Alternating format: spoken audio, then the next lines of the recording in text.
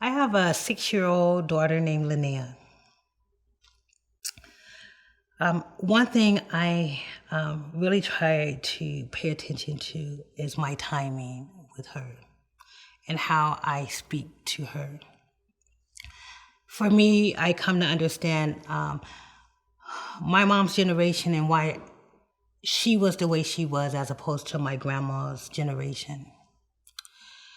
I feel we're at a time, for me, I had to break a few things, and that is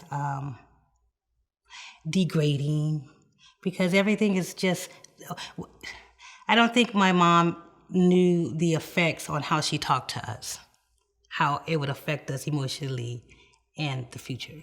And that is no crying. That is be quiet. That is you're seen but you're not heard. So it kind of steps on the voice. And I really wanted to make a point that when I had my daughter, that she had a voice. And anything that she can tell me, it was okay. It didn't have to be just out of a response of no, because I said so. That's the generation that I come from, because I said so. Another part is having choose to know when you're mad and say, I'm not going to direct my kids when I'm mad. When I come home from work, I wait 30 minutes in my car to separate work from being mommy, because I don't want to not hear what my daughter has to say because I'm too tired or I'm too overwhelmed with trying to bring work home.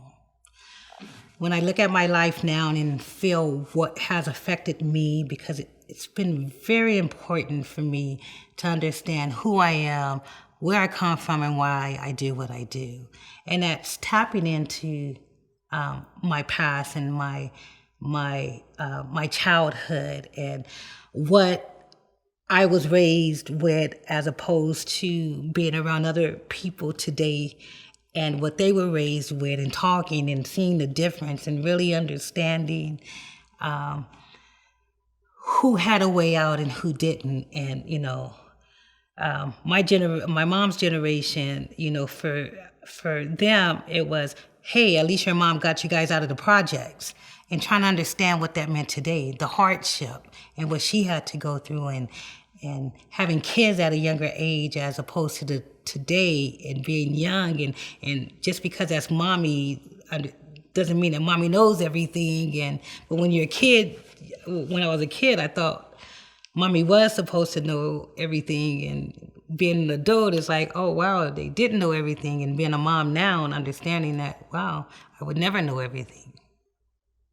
So that's, when you hear me say generational curses, it's really stopping and paying attention to what affected me and understanding what was going on in my mom's generation, because I feel, for me, understanding my mom's generation was mainly survival mode. So everything was survival, but my teaching kind of came from the streets, because my mom survived just mainly to get where she was at and to make sure we had something. But still, as a kid, I don't understand that. As a kid, I just knew that my mom wasn't there. I use that as a part of my interviews and with the kids that I work with today with their parents, because the parents are very involved. The parents want to know, too, what is it that I can do? And I give those examples of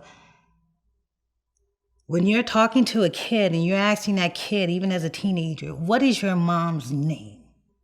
That kid is not going to say the mom's full name. They're going to say mommy. Just to understand the brain level, because we put kids in such a higher place than what they are. But in our reality, that kid, when you say, what's your mommy name? It happened to me, even at 15. What's your mom name? Mommy.